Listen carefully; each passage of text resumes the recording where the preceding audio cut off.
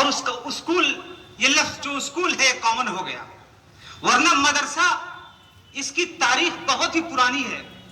1857 से पहले यही मदारिस है कि आज मॉडर्नाइज करने की जरूरत पड़ रही है। डॉक्टर साहब ने बहुत अच्छा मौजू दिया है, अल्पसंख्यक समुदाय के आधुनिकीकरण में मदरसों की भूमिका। ये शिकायत समझू इसको, मैं इस मौजू को शिकायत समझू, या इसके अंदर मजीद निखार पैदा करने के लिए कुछ स्टेप्स लिए जाए उसको समझूं। मेरे ख्याल से ये मौजू ही अपने आप में खुद शिकायत कर रहा है कि डॉक्टर साहब मैं मुहताज हूं कि खुद मुझे आधुनिकीकरण कर दिया जाए, मुझे मॉडर्न कर दिया जाए। क्योंकि बीजेपी का नारा था कि एक हाथ में कुरान और दूसरे हाथ में कंप्यूटर। हमारे डॉक्टर साहब हाईली एजुकेटेड हैं, बहुत पढ़े लिखे हैं, माशाल्लाह, जानते हैं कि अगर मदरसों के अंदर मॉडर्न एजुकेशन को डाल रहे हैं तो अगर बीजेपी चाहती है कि एक हाथ में कंप्यूटर हो तो मदारिस के अंदर भी कंप्यूटर लैब होना चाहिए। अगर साइंस की क्लासेस अगर चाहते हैं कि हो तो बिलाशुबा साइंस लैब होने चाहिए। मैं आपको यहां इस स्टेज पे बताता चलूं कि कुरान जो मदरसे के अंदर पढ़ाया जाता है, जितनी भी आयात है, आयात का अगर ट्रांसलेशन किया जाए तो उसका मीनिंग ही साइंस होता है। SIGNS आयात। इस साइंस को समझने के लिए हमें साइंस पढ़ना पड़ेगा। जिस साइंस की हमें जरूरत है SIGNS को समझने के लिए SCIENCE की जरूरत है। कुरान में मुख्तलिफ आयात ऐसी हैं जो हमें अपील करती है कि हाँ हम मैथमेटिक्स पढ़ें, जो हमें अपील करती है कि साइंस पढ़ें, जो हमें अपील करती है कि हिस्ट्री को भी पढ़ें। यहां पे लेक्चर देने की जरूरत नहीं हमें, लेकिन मैं जो बताने की कोशिश कर रहा हूं कि ये जो टॉपिक है बिलाशुबहा मदरसे ने हमेशा इस्तेमाल किया है। हमेशा NCERT लागू करने की बात आई है। हमारे अधिकारी सर महोदय बैठे हुए हैं, एक मरतबा किसी मीटिंग में आपने तस्करा भी किया कि NCERT हम लागू करने जा रहे हैं, लेकिन NCERT का जो सिलेबस है बहुत ही लेंदी है, बहुत ही लेंदी है। आपका प्लान ये था कि उस NCERT की किताबों को, चाहे साइंस हो, चाहे हिस्ट्री हो, चाहे मैथमेटिक्स हो, सारे को मुलख्खस तैयार कर दिया जाए और मुलख्खस तैयार करने के बाद मदारिस के अंदर उसको नाफिज किया जाए। यह बहुत अच्छा कदम है। अगर हमारे सर इस पे अमल करते हैं, इसको मुकम्मल तौर पे अंजाम दे देते हैं, तो ये इस शहर के लिए बहुत ही बड़ा और पूरे उत्तर प्रदेश के लिए बहुत ही बड़ा काम होगा। मैं तमाम जिम्मेदारान जो स्टेज पे तशरीफ फरमा है, मौलाना मुमताज साहब ने जितनी बातें कही हैं, मैं बहुत ही पुरजोर अंदाज में उन तमाम परेशानियों को मैं आप तमाम हजरात के भी सामने रखूंगा। और दोबारा मैं कहूंगा कि बराए मेहरबानी वो असातिज़े किराम जो हमें साइंस पढ़ाते हैं, अगर उनका पेट नहीं भरा रहेगा तो हमें क्या पढ़ाएंगे? उनका पहले पेट हमें भरना होगा, तब वो अच्छे से तालीम दे पाएंगे।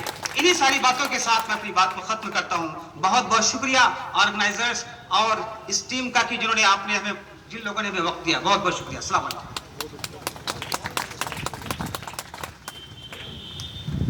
बहुत बहुत शुक्रिया डॉक्टर हफीजुर रहमान साहब। और इस तरह कहा जाता है कि हीरो को जौहरी ही परख पाता है, और अब तक मदरसा बोर्ड के चेयरमैन हुआ करते थे, वो हमें लगता है कि शायद उस संस्था से जुड़े लोग ही जान पाते थे कि हमारा चेयरमैन कौन है, आम आवाम तक पता नहीं चल पाता था। और लेकिन हीरा को पहचान जौहरी करता है। डॉक्टर दिलनवाज साहब खुद ही इंफॉर्मेशन टेक्नोलॉजी से PhD हैं, और वह किस तरह इनकी सादगी नजर आई। और एक बड़ी बात है कि आज मदरसा बोर्ड के चेयरमैन पर एक विद्वान आदमी बैठा है, एशिया की बड़ी यूनिवर्सिटी BHU से, उन्होंने सांख्यिकी से PhD किया। और एक बड़ी बात है क्योंकि सोशलॉजी, पॉलिटिकल साइंस, हिंदी से तो मिल जाते हैं PhD लोग, इस टाइप के इंफॉर्मेशन टेक्नोलॉजी और सांख्यिकी जैसे सब्जेक्ट से PhD करने वाले बहुत कम मिलते हैं। तो ये दो विद्वानों का मिलन हुआ, और मैं चाहूंगा कि स्वागत की लंबी फहरिस्त है, लेकिन वक्त का ध्यान देना है। और मुझे लगता है कि कहीं ऐसा ना हो कि जिन्होंने ये पूरी महफिल सजाई है, डॉक्टर दिलनवाज साहब वही स्वागत करे बिना छूट जाए तो बड़ा रहेंगे। हम कहेंगे कि इस कार्यक्रम के ऑर्गेनाइजर जिन्होंने 4-5 दिन से पूरी तरह सारा काम छोड़कर इस काम को अंजाम देने के लिए लीन हो गए थे, इस कार्यक्रम के आयोजक डॉक्टर दिलनवाज साहब, हम चाहेंगे कि आप आए और अतिथियों का स्वागत करें। डॉक्टर दिलनवाज साहब। अस्सलाम वालेकुम। नहमदुहु व नसल्ली अला रसूलिल करीम, अम्मा बाद, फ़ऊज़ु बिल्लाहि मिनश शैतानिर रजीम, बिस्मिल्लाहिर रहमानिर रहीम। मदीनतुल उलमा के नाम से मशहूर ये शहर और मेरा यहाँ आना ये एक मकसद है, ना कि एक काम करने का तरीका। मेरे अब्बूजान का इंतकाल हुआ। इंतकाल होने से पहले उन्होंने कहा कि तुम पूरी दुनिया घूम लिए, पूरे हिंदुस्तान में घूम लिए, बहुत लोगों के साथ काम करने की कोशिश की, लेकिन कुछ रिजल्ट नहीं आया। स्वागत करना सबने स्वागत किया है, लेकिन मैं जिस मकसद से ये प्रोग्राम किया हूँ उस मकसद को बताना चाहता हूँ। इंतकाल से पहले मुझे घोसी लेके आए। मैं कानपुर यूनिवर्सिटी में असिस्टेंट प्रोफेसर था, वहाँ से नौकरी छोड़ के लखनऊ रहा, लखनऊ से फिर घोसी आना हुआ। उससे पहले मैं मुबारकपुर अशरफिया के लिए भी बहुत काम करने की कोशिश की कि वहाँ पे भी कैसे मॉडर्न एजुकेशन हो, हमारे उलमाए कराम कैसे दुनिया तालीम में साइंटिस्ट हों, कैसे डॉक्टर हों, कैसे इंजीनियर हो, उस पर भी मैंने बहुत काम किया वहाँ पे, लेकिन फ़िलहाल कुछ नहीं हो पाया। तो सब कुछ हारने के बाद अब्बूजान ने कहा कि नहीं, चलो उस धरती पे चलो जहाँ पे उलमाए कराम पैदा होते हैं और पूरी दुनिया में, सिर्फ हिंदुस्तान में नहीं, पूरी दुनिया में अपनी उन्होंने जगह बनाई है। दीनी तालीम के साथ साथ दुनियावी तालीम में, जैसे मौलाना मुमताज़ साहब ने बताया कि मुबारकपुर अशरफिया हो, शमसुल उलूम है, खैरुल मदारिस हो, जितने मदरसे हैं हमारे, वहाँ से डॉक्टर इंजीनियर भी निकलते हैं।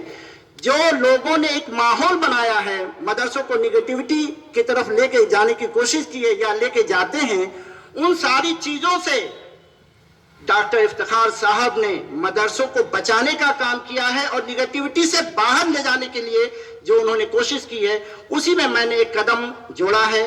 और मैंने ये कोशिश किया है कि घोसी की सरजमीन से एक ऐसी आवाज़ उठाई जाए, इन्हीं तमाम उलमाए कराम से राय मशवरा लेके कि कैसे हम दीनी तालीम को भी बचा सकें और दुनियावी तालीम में भी आगे बढ़ सकें। मेरा जो टारगेट था, लिखा है अल्पसंख्यक समुदाय के आधुनिकीकरण में मदरसों। आधुनिकीकरण का मतलब ये नहीं है कि नंगे नाचना। आधुनिकीकरण का मतलब है, कुरान फरमा रहा है, कई जगहों पे आपने देखा होगा कि दुनिया कामयाबी की तरफ तभी बढ़ सकती है जब आप अपनी सोच को बदलेंगे। सोच बदलने का मतलब ये नहीं कि दीन को छोड़ के आगे बढ़ने की कोशिश कीजिए। दीन के साथ दुनिया पे काबिज वही लोग होंगे जो दुनिया के साथ चलने की कोशिश करेंगे। आज आपके हाथ में मोबाइल है। मोबाइल एक ऐसी चीज है, चाहे वो दीनी तालीम का मामला हो, दुनियावी तालीम का मामला हो। आज हम कुरान की आयतों को पढ़ने के लिए भी गूगल में सर्च करते हैं, सूरा पढ़ने की कोशिश करते हैं। अब तो कुरान घर में रखने की कोशिश भी बहुत लोगों ने कम कर दिया। अब क्या करते हैं, मोबाइल लेते हैं और फजर की नमाज पढ़ने के बाद सूरह यासीन पढ़ना है तो उसी में से सर्च करते हैं और उसी में से पढ़ते हैं। तो जब इतना सब तब्दील हो गया, इतनी सारी चेंजिंग हो गई है, तो क्यों ना हम भी इस रास्ते पे चलें कि हम अपने बच्चों को दीनी तालीम के साथ साथ दुनियावी तालीम भी दें, उन्हें भी डॉक्टर बनाएं। और इसमें अहम भूमिका सिर्फ और सिर्फ उलमाए कराम ही दे सकते हैं। हम लोग सिर्फ कोशिश कर सकते हैं, हम लोग एक रास्ता बना सकते हैं, लेकिन जब तक उलमाए कराम का साथ नहीं होगा हम कभी कामयाब नहीं हो सकते। ये बात हकीकत है कि नहीं है? तो ये प्रोग्राम करने का मकसद यही है कि मैं डॉक्टर इफ्तिखार साहब को आपके साथ जोड़ूं, आपके जो मसाइल हैं वो उनको हल करें। और मुझे पूरा उम्मीद है, वो मुझे छोटा भाई मानते हैं, मैं उनको बड़ा भाई मानता नहीं, बड़ा भाई कहता हूँ। वो हमारी भी बात को इंशाअल्लाह मानेंगे। जो हमारे मदरसे के टीचर्स हैं, असातिज़ा हैं, उनकी जो परेशानियाँ हैं कुछ भी ऊपर नीचे करके वो किया जा सकता है। मैं उम्मीद करता हूँ कि इंशाअल्लाह हमारी बात को ज़रूर मानी जाएगी। इसी के साथ मैं अपना बात पूरा करता हूँ। अल्लाह हाफिज़। बहुत बहुत शुक्रिया डॉक्टर दिलनवाज साहब। और मैं बार बार मोबाइल में अपने टाइम भी देख रहा हूं कि टाइम कहीं ना जाए और पहुंचेगा इफ्तिखार अहमद जावेद, महिमा कायम रहने वाला कि आपकी कायम रखेंगे। और उसके सापेक्ष में हमारे साहित्यिक सिंह है, साहित्य समाज का दर्पण होता है। और डॉक्टर दिलनवाज, ये मेरे चाचा के लड़के हैं, मेरे छोटे भाई हैं। और मैं अपने डॉक्टर साहब का भी घोसी गंगा जमुनी तहजीब की नगर में स्वागत करते हैं। और जितने मेरे मेहमान खुसूसी मौलाना लोग आए हैं, मैं उनका भी खैर मकदम और स्वागत करता हूँ। खुदा हाफिज, वतन जिंदाबाद। बहुत खूबसूरत।